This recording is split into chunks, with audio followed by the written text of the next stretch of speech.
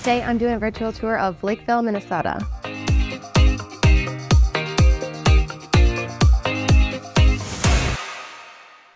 Lakeville is a suburb in the South Metro of the Twin Cities with a population of almost 73,000. It's the fastest growing city in Minnesota with a 14% increase in population since 2017. It takes roughly 30 minutes to get to either downtown St. Paul or downtown Minneapolis, and it is the southernmost suburb of the Twin Cities next to Farmington. Highway 35 splits into 35E and 35W in Burnsville. So if you're coming from Lakeville, it's nice that you have the option to take either if you want to go straight to St. Paul or straight to Minneapolis. Apple Valley, Savage, and Burnsville are all north of Lakeville, but Apple Valley is kind of more to the east, Savage more to the west, and then Burnsville's right kind of in the middle. And then you have Farmington to the east of Lakeville, and to the west of Lakeville, you have Credit Union Township.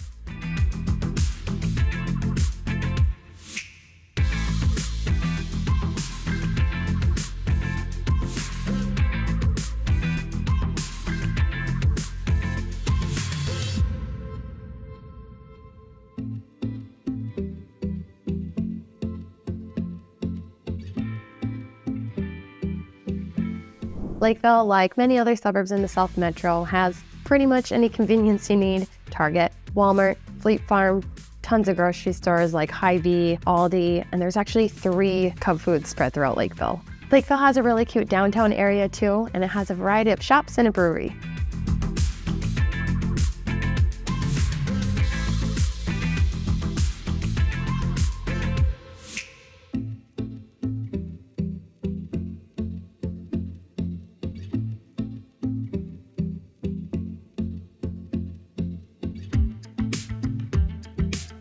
For a suburb, Lakeville actually has a lot of really good food options that aren't big chains. It has 1,700 acres of public parks and 125 miles of pedestrian and biking trails. Orchard Lake Park has a beach, playgrounds, grills, a volleyball court, and a pavilion. There's also Antlers Beach, which is on the east side of Lake Marion.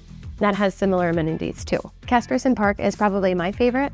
It's on the west side of Lake Marion, and they have all the usual. They have the picnic tables and the playground. There's a boat launch there. They also just built relatively recently this amphitheater, and it's fully equipped with the lighting and sound, and you can actually rent it out in the warmer months, which I think is cool.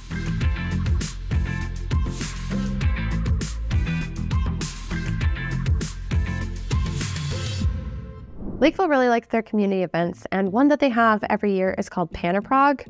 It stands for Panorama of Progress, but it happens a week in July, and so they'll have fireworks on the 4th of July, and then events like every other day. Last year in 2022, they actually had baby crawling races, which I think is kind of weird, but maybe you're into that. Prag has a lot going on. There's live music and contests, archery, classic cars, beer gardens, art shows.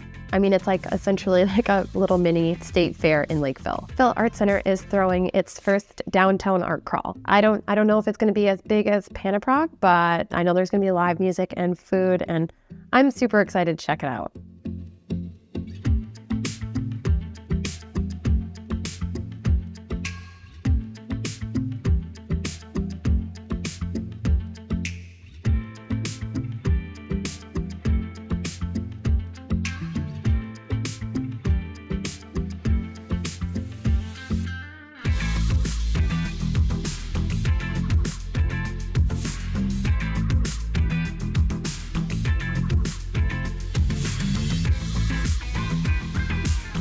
If you're interested in schools, you would be in one of 3 different districts. Most likely, you'll be in the Lakeville Public School District, but otherwise, there's Farmington, and then there's Rosemount, Apple Valley, Eagan. Niche.com gives Lakeville Public Schools an A, Farmington Schools an A-, and then Rosemount, Apple Valley, Eagan an A. I say this in all my videos, but it's important to check out the Niche.com website for yourself because some of the grading criteria is going to be more important to you than others.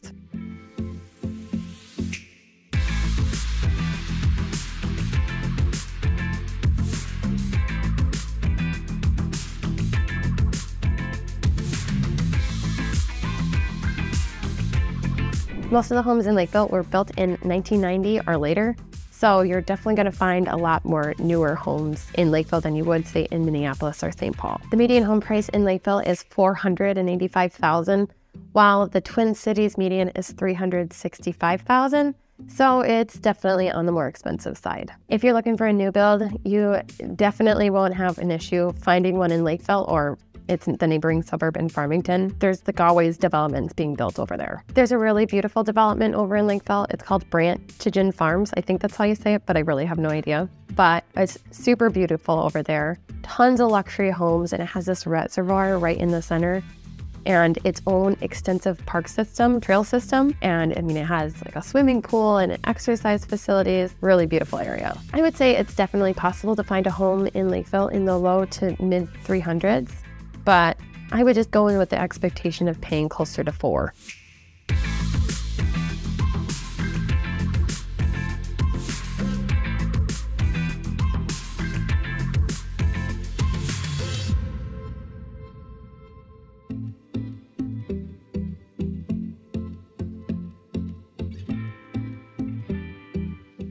All right, now for some pros and cons of Lakeville. I think the first con is pretty obvious, and that is that, well, it's expensive. One of the more expensive suburbs in the Twin Cities. It definitely has a lot to offer, but you pay the price for it. Another con is that it's not the most walkable city. It's walkable in the sense that it's really beautiful, and the neighborhoods are beautiful to walk around, and there's trails and lakes to walk around. It's not as easy to get around without a car. As for pros, one is that, well, it's really convenient. You have all the big box stores there, a few local stores, a good amount of restaurants, and plenty of things to do. Of course, another pro is that Lakeville is just really beautiful. There is an abundance of parks and trails, and there's plenty to keep you busy in the warmer months. If you do like winter activities, Buck Hill is right in Burnsville, so that's close by too. Thank you for joining me on this tour of Lakeville. I hope you learned more about it. Be sure to watch my other videos if you'd like to learn more about the Twin Cities, and I will see you next time.